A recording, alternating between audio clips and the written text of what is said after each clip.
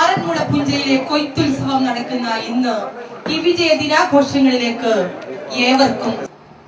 വിമാനത്താവളം ഇപ്പോൾ പുതിയ ഗവൺമെന്റ്, പിണറായി ഗവൺമെന്റ് ഇപ്പോൾ സ്ഥാപിക്കാൻ തീരുമാനിച്ചിരിക്കുകയാണ്.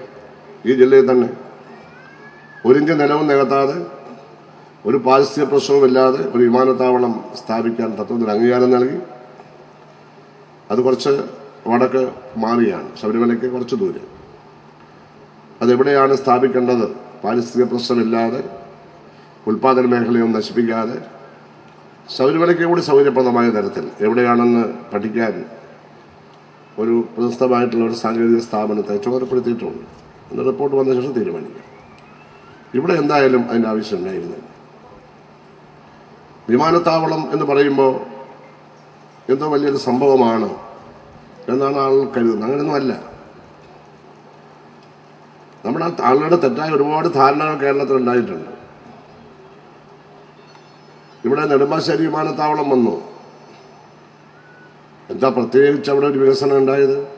സാധാരണ റോഡുകളും കാര്യങ്ങളൊക്കെ വേറെ വലിയ കാര്യം. അല്ലെങ്കിൽ തന്നെ എറണാകുളത്ത് വികസനം വരും, വലിയ പട്ടണമാണ്.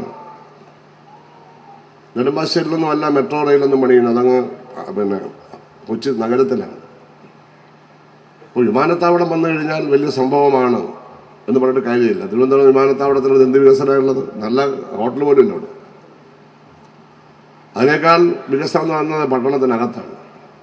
പക്ഷെ യാത്രാ സൗകര്യം, ആധുനിക യാത്രാ സൗകര്യം വേണം. അതിന് ഉചിതമായ സ്ഥലങ്ങൾ കണ്ടെത്താമല്ലോ. എന്തായാലും ശക്തമായിട്ടുള്ള എതിർപ്പ് വന്നു. ജനങ്ങൾ ഒറ്റക്കെട്ടായി നിന്നു. ഒരിക്കലൊരു എന്താ പറഞ്ഞൊരു മനുഷ്യചങ്ങല സമരം ഉദ്ഘാടനം ചെയ്യാൻ ഞാനും MLA കഴിഞ്ഞ തവണ MLA ആയപ്പോൾ ഞാനിവിടെ വന്നിരുന്നു. എല്ലാവരും ഉണ്ടായിരുന്നു. BJP ഒക്കെ ഉണ്ടായിരുന്നു. ഉമ്മൻ രാജശേഖരനൊക്കെ അതിനകത്തുണ്ടായിരുന്നു.